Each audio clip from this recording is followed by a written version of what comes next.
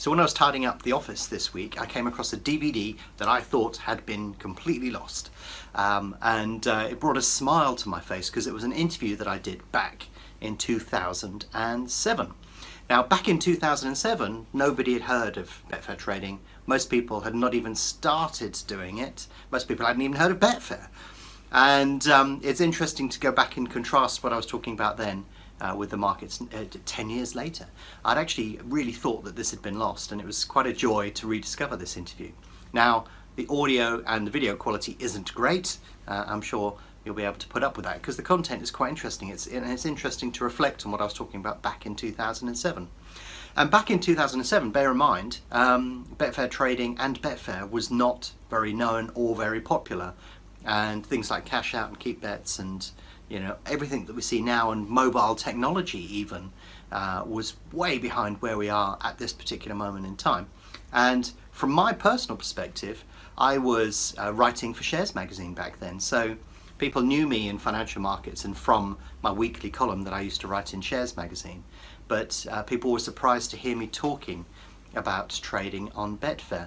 And for the actual interview itself, I talked for half of the interview about financial markets and stuff that I'd done in financial markets, and half about Betfair trading. And I listened to it again and thought it was quite interesting to reflect upon that, and I thought it may be of interest to you to listen to what I was saying about Betfair trading way back in 2007, even before a lot of people had even thought about starting on the exchanges. So anyway, here's the interview from 2007. Please like and comment on the video below. That will allow me to produce better quality videos and more of them in the future. Anyway, I'll move on to another aspect of your life now. You've keeping the numbers game continuing, which is a theme. You're also now very active in a totally different market, which has got very, very great similarities, and it's the sports market. That's right. It's an unusual journey for me because many years ago I would say to people, just do not go near the sports markets. They're badly priced. Everything works against you. But it was during the dot-com era that I went to a First Tuesday meeting, and at the First Tuesday events were events where entrepreneurs and people with money would get together and try and do deals. And it was, Sure. I went there for the experience. It would have been interesting. Maybe I should have put some cash on the table at that point. But I sort of went there because I knew it was a unique period. And I took time out of the diary to go to these events just to experience it. And I was really glad I did that. But one night I was speaking to somebody there who said, I've got this fantastic idea. And it's basically, rather than placing a bet with a bookmaker, what people do is they place bets with each other. And I provide the background, that I provide the exchange mechanism. And I thought, well, that's quite a nice idea. I like the concept of that because for years I'd said to people, if you go to a bookmaker, if you're handing over 15 quid, you just as well give them the fiver and walk out of there. There's no, it's the same experience longer term. Yeah. And I thought, well, actually, I quite like that concept. And we had a discussion about it. And with hindsight, what I should have done is just given him £100,000 there and then. And asked him to come back and visit me in 6 years' time when he floats it for $2 billion. Absolutely. Well, that would have been well on the way to that business that you're after. Hindsight is a wonderful thing. But my extent in the market at that point was just to be interested. So it took a year or so for these guys to come to market, and there were two quite high-profile betting exchanges that came to the market, which was Flutter and Betfair. And upon seeing them actually finally turn their idea into a real business, I thought, well, I'll sign up and see what happens. So when Betfair launched back in June 2000, the first horse racing meeting that they did was the Oaks. So at Epsom in June, you get the Oaks and the Derby meeting. And they turned over £1,700 back in June 2000. And I signed up as one of the first customers of both Flutter and Betfair. Wind forward 7 years, and the Derby that took place a couple of weeks ago, on just that one market, Betfair turned over 9 million. Wow. So they've gone for, and it's funny because speaking to Betfair, they reckon that probably that 1,700 that they turned over in June 2000 on that one race, probably 99% of it was Betfair employees testing the system.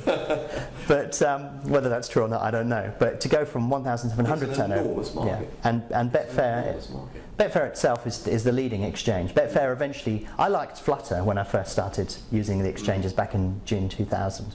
But Betfair eventually bought Flutter, and the whole industry consolidated, and Betfair is now the monolith. Sure. But what Betfair has now created is effectively a stock exchange for sports risk. And I think that you can view these markets in two ways. One is they're a better form of bookmaker because the margins are much tighter. So presumably Betfair make their money by just taking a sort of tiny cut from everything that goes through. Yeah, it's a curious way that they do it. They basically, you have to pay a commission on any winning bet that you have. Sure. So if I bet on, rather foolishly, if I bet on Tim Henman to win Wimbledon, if I won, not only would it be a miracle, but Betfair would also get a small cut of that winning. Okay. But the curious thing is when you have a losing bet, you pay no commission. Oh, right. So and this was part of their, I think, part of their marketing was that, we like winners, where of course traditional bookmakers did not like winners. Quite the opposite. And I think everybody may have experienced this at some point or another, if they're in financial industry, where accounts would get restricted if you kept winning. Whereas of course Betfair, being an exchange, you didn't have anybody on the other side. If you came to me and said, I want to bet on this, and I said, okay, I agree on the price, we would just exchange bets. So Betfair saw themselves only as an exchange, nothing to do with the bookmaking side of things. But yeah, it's matured from a very simple concept into a very complex financial market. And they do more transactions per day now than the London Stock Exchange. Goodness me. And so they've invested a lot, and I think they're Oracle's 4th biggest customer in the world now. Simply because of the amount of transactions, the amount of volume that's going through these markets. Well. Yeah, all database driven. Yeah, and Gizmos behind the scenes. My interest in it was having seen these guys and spoken to them at the first Tuesday meeting. Incidentally, it wasn't Betfair I met at the first Tuesday, so maybe I would have been wrong to put the £100,000 down. But my interest in it was having had experience in sports, 20 years prior. I thought, well, hold on a second. I know a lot about these markets, and maybe there's an opportunity for me there, because you wouldn't necessarily take one side of the book. You wouldn't go in and say, I'll take that bet. You could also go in and say, I'll lay that bet. I'll let somebody else take up. So my instinct was, hold on a second. The brain went ka-ching, and I thought, there's probably an opportunity here to make money, because you can take either side of the book. You can do whatever you want to. And back then, I was just doing basic arbitrage.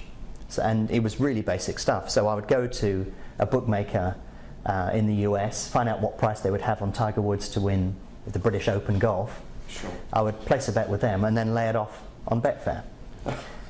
And it was nothing more complicated than that. And that was taking a bit in the middle. And I was taking the chunk in the middle. And that worked wonderfully well for a period. But of course, then everybody else realised that you could do the same thing. So the margins on the arbitrage started to shrink. Which happens with all arbitrage over a period of time. That's right, and they have financial markets on Betfair, so I was pricing the financial markets using the Black-Scholes equation, and I was doing all of this sort of stuff. But the problem is, back then it was a fun thing. Back in 2000, I just thought, oh, this is fun. It was a dabble. Yeah. It involved numbers. It was with something I was familiar with, and it was a fun little thing to do. And I think that's the intention of all the exchanges, was it was going to be a fun thing.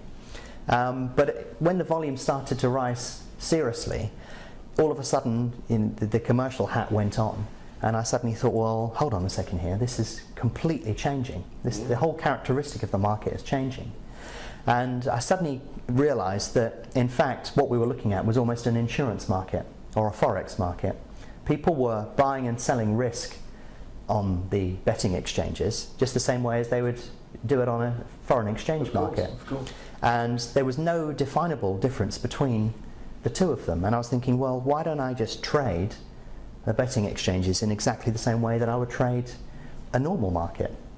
But of course, the whole structure of this was set up as a betting market. And I suddenly thought, well, hold on a second, the volume's growing to bigger numbers here. And the great thing about it is there's no intermediary. There are no spreads. You have direct market access. It's like almost the perfect market. There are no barriers to entry. There are no transactional costs. I thought, if I can't make money in this market, I've got absolutely no hope in any market. And Betfair never charged a transaction. If you go to any traditional broker, you will have to pay a fee one way or another, whether it's in a spread, whether you pay $12.50 for a certain bargain size or whatever, you have to pay a fee. But of course, Betfair never did that because they thought people will exchange bets with each other, we take our commission, and that's it. So I think it was a mistake on their behalf, because of course, if you have no transaction costs, you can place orders in the market, you can pull orders, you can tweak them, you can take multiple positions, and it doesn't cost you a penny. And that's what made trading, a big business. And what you find now is Betfair are doing probably about $3 billion a month in transactions, and you get, if you go to an on-course bookmaker, go there 10 years ago, and there'd be a guy doing all of this, and of course, tic-tac-toe. Yeah, and he'd have a little notepad writing. Yes. Now they've all got laptops now. You go to the betting stands, and they've got the prices up on an electronic LED scoreboard, and next to it they've got an assistant behind there. And as your bet comes in here, they're looking at their book on their laptop, and just before the race starts, they press a button. Off it goes to Betfair, and all of those, all of those bets are hedged. Well. So you now have big bookmakers, sport bookmakers, individuals, traders, all participating in this really interesting market. So that whole market has mushroomed out dramatically. And it's grown much further than I ever suspected. I did it as a dabble, and because of my interest in sports and statistics and so on. But it's grown to incredible proportions. Incredible proportions. You may have detected that I'm slightly gobsmacked here by the enormity of the market. But this brings me on to, as we're talking here, it's Ascot week, and you're going to be pretty active during this week, Peter. But what do you know about horseflesh? Are you a study form man? Do you know if the going's good, bad, or whatever for a particular bit of horseflesh? Well, the interesting thing about these markets is my view on them is the same as a very short-term financial market. If you look at, say, an options market, you have 3 months for your option to mature, typically, or longer if you wish to do that. In sports markets, you're talking about a much shorter time period. You're talking about compressing 3 months' worth of market activity maybe into 10 minutes. In the horse racing market, it's a sort of a stock market on steroids. All of that price activity, all of the risk, everything is priced 10 minutes before the start of the race, effectively. But the interesting thing is, my view, if you look at the biggest market on Betfair, it's horse racing. Sure. And the reason for that is horse racing takes place every 10 minutes in the afternoon, pretty much 365 days of the year. So if you want to trade on a Sunday, you can trade on a Sunday. If your wife will, I don't trade on a Sunday. I have 3 children and a wife, and trading on a Sunday is banned. You've been given your orders. Yeah, but I will trade 6 days a week, or maybe on a Sunday if there's something important. But the interesting thing about it is, I look at the price activity, I look at the market, I see where the money's coming in the market, how the money is influencing price. And also in betting markets, all prices are related. If you look in the stock market, all prices can rise, all prices can fall. In the betting market, that's impossible. If something moves up, something has to move down. So, when I look at Royal Ascot this week, the first race goes off at, I think, 2:15 or 2:30 this afternoon. But my research in terms of that market has been 0, because I will form an opinion on that market as the market opens. And I know maybe if it rains today that will make the market a little bit more volatile, but essentially I'm not looking at the only thing I know about horses is that they run about 40 miles an hour and they have a small person on the back. That's the extent of my knowledge on horses. And the interesting thing is that I've learnt more about horse racing since I've been involved in these markets, but I still don't rely upon form going. I know how that can influence things, but I look at the market, and the market tells me all I need to know, because effectively what you're trying to do is you're not trying to make a judgment on whether a horse is going to win a race or not. Your trading profit is result independent. what you're looking at is just the volatility in the market before that market starts. And it's a bit like if you're trading a foreign exchange market, you don't need to be an economist to do that. Absolutely. And it's the same on the Betfair markets. All you're looking at is price volatility, and you're looking to trade that price volatility. Right. And that's generated in a number of ways. Yeah. So your interest then has been pricked by the fact that it's so closely related to what actually goes on within markets anyway. Yeah. Where you've got liquidity, you've got risk that you can trade against or with that risk, and you're a software developer as well. I mean, you were telling me earlier on that sort of way back when you were in your teens, you were programming machine code. That's right. That's right. Which is no mean feat. And you've now developed some software which enables you to see exactly what is actually going on with the sort of various capital flows coming in and out of these particular markets, the volatility and so on, which relates very, very much to a standard stock market order book. That's right. The thing that happened that was very interesting for us was when the volume started to take off on Betfair, we looked at it and we thought, okay, if I show you a graph on Betfair and I show you a graph on the stock market, you will not be able to pick the two. You will not be able to tell which one is which. Right. They both look exactly the same. So you apply exactly the same thought processes about it. You look at it and you think, well, nobody's willing to pay below this price. Nobody's willing to buy it, above that price. And therefore, so you can see the floor. You get support resistance. You see trends developing. The amount of volume coming through the market, large volume spikes. It's all there. It's almost the two look almost exactly the same.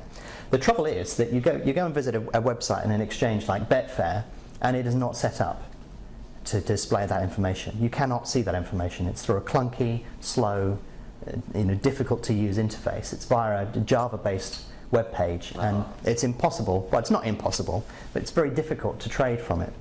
So back in 2004, I sat down with some other traders on Betfair, and we all had a big discussion about what we were going to do about this. And we thought, well, we can either influence Betfair to change their interface, which, let's face it, is a huge task for somebody like them. Yeah. Or we could start looking at developing some software to make it much easier to trade.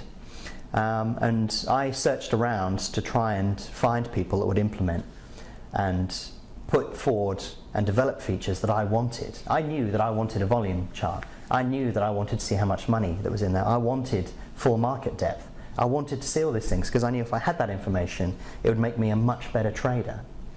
But nobody was out there that would do that. So I bit the bullet and decided that I would start a software company to produce software for this market. Right. So I went to Betfair and spoke to them and had a lengthy discussion with them. Eventually became an approved API software provider to them. And we work very closely now. And the tool that we developed was a tool called BetAngel. And the concept of that product is it takes these very liquid, very tradable markets and turns it into an interface and with all of the wonderful tools that you need as a traditional trader. So if you've got no experience of any particular sports market, then BetAngel will deliver tools that you're very familiar with in a traditional market. Sounds very much like a level 2 order book and that's right. And sales, etc. You can see the order book. You click once to buy, you click once to sell. You can do fill or kill orders, stop losses, trailing stops. You've got charting, you've got Bollinger Bands. You've got all of these things that you would be so familiar with in financial markets. And of course, what we're trying to do is we're trying to say, forget the fact that it's a horse race. Forget the fact that you don't know anything about it. Look at the chart. Just look at the depth. Click, point, buy here, sell there. We've tried to simplify it to that level. And the wonderful thing is, because I've been using it, we've continually developed it and we've made it sharper, faster, added more features to it, and worked very hard with Betfair to deliver additional features and to make sure that they're happy with what we're doing and all of these sort of things. And the thing that surprised us with BetAngel is when we launched it, I do find from all of my other areas in life and through my trading on Betfair to not have to worry about making it a commercial success. And we decided to commercialize it to fund the development of the product. And the curious thing is that we thought maybe we'd get 2 or 3 customers in the UK and 1 in Ireland and stuff like that. But we suddenly realized just how big the market was and how much it had expanded. So we've now got customers right around the world, all trading on Betfair through BetAngel, and BetAngel has become the standard by which everything else is compared to. Yeah. Which was a complete surprise for us because I didn't intend it that way. No. Something that just turned out to be fun Yeah. has now turned into something which is a significant business in its own right. That's right, and and I made the conscious decision that we were going to continue to develop it, and we've got loads of really interesting things lined up, but all of that's driven by the development cycle, and as subscriptions come in, we plan more features. Of course. We've got some really interesting stuff coming up, and I think it will be a fascinating journey, and I think it's only just started. We're still seeing significant growth in the market, and the Grand National was up about 60% on last year, and the Derby was up about it was almost double what it was last year. Yeah. So very significant growth, plenty of opportunities, and still a lot more to come. It's a really interesting market. Yeah. A wonderful, one of those wonderful, in the right place at the right time. Absolutely. Sort of It certainly opportunities. takes a trader and an investor to actually see the potential and move it forward. Absolutely, totally transformed then the traditional betting market as was. That's right. I mean, you can still place a bet on England to win if you so dare. But now you can participate in a whole number of ways. And if you're used to trading on the stock market in any form, then this is another market that you can participate in. Absolutely, yeah. And it's something that you could perhaps do on a Saturday when you can't trade the stock market. And it's curious because the horse racing starts generally at 2 o'clock in the summer and tends to finish at about 9. Which is pretty much US stock market time. US hours. But also, of course, you can do it on Saturdays and whenever you wish. Sure. So it's a fascinating. I think even if I think you're an established trader in another market, I think it's quite a refreshing market to participate in. Yeah. But it has its own style, and that style is predominantly quite volatile and very short time periods. So certainly for those people who are used to day trading and don't mind sort of getting in and out quickly, then it's probably a heaven-sent market for them. Yeah, and it's the wonderful thing about the horse racing market is they tend to occur every 10 minutes. So whether you want to participate in the market or not, you can decide that every 10 minutes. Well. And if you're really mad like I am, then you just do all of them, one after another. But I think it's way removed from where it was originally intended to be. And I think if you go to any of the major exchanges, they will acknowledge that fact as well. The market is not what they thought it would be. Sure. But I think that's a function. It's a wonderful piece of destructive capitalism. The bookmakers have got very upset with it because it's changed the ground rules. Of course. Their cosy world has been turned upside down. That's right. They've been able to print money for many years, and now they can't do that the same way that they used to. And exchanges are really an evolution of that, taking it on to the next stage. It's a sort of an eBay phenomenon, really, in the way that it's changed, a number of markets. And indeed. And I think it's an absolutely fascinating market, and I think it's still got much further to go. And I think the very curious thing about this market is a lot of people don't participate in it because it contains the word bet. Yeah, I mean the connotation of that is some seedy individuals and that's right. You expect dodgy dealings going on, etc., etc. You expect a smoky room, a trilby hat, and a cigar, and some cash. When in fact it's not like that at all now. The Lloyd's insurance market, I would align it to in a more similar manner. Yes, I suppose. Because you're taking risk, you're laying off that risk, you're reinsuring it. Sure. And there are people in that whole mix that are carefully trading all of that individual risk. But I think if you look at people who've moulded well to this market, people like forex traders, because they've looked at they're used to trading in a certain pattern and over very short time periods where they're just trying to scalp maybe a few ticks out of the US dollar or something. That's right. And this market works in a very similar way. And I think I've Betfair, because I'm a big customer of Betfair and developed the software, they've asked me to speak at many events now. So I've spoken across Europe and at large shows in London, like the World Money Show and IX Investor and various other events.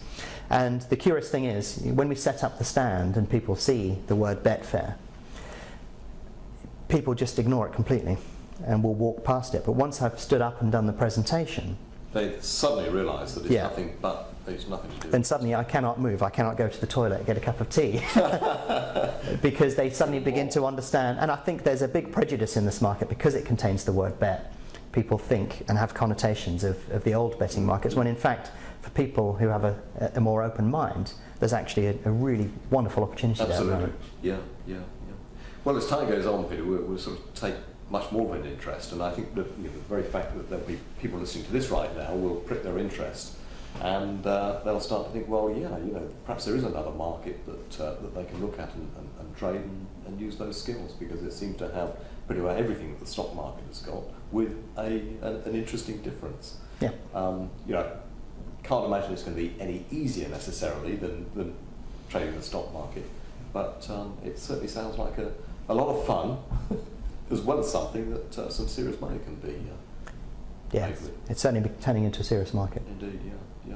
Well, Peter, hope to have you along at one of our seminars soon, and we'll certainly keep in touch on this, and through Click events we'll give you some exposure and let people know an awful lot more about about this whole new world of Betfair and how they can lay off all sorts of sporting events. They also do some of the financial markets. They do predominantly binary markets. So oh sure, yes, of course, and that again, FTSE up and down, Dow up and down, interest rates. Fascinating area that we're taking great interest in right now. I've been hedging my interest rate risk on the MPC interest rate decision market for the last 18 months or so. So yeah, there's lots of interesting markets there, and it's worth exploring. And like you say, you have to be pragmatic about the way you approach the markets. It's the same as any financial market, but certainly a wonderful opportunity. Sure, sounds really interesting. Peter, many thanks for talking this morning. No problem. It's been a pleasure. Appreciate it. Really super. Thank you very much, George.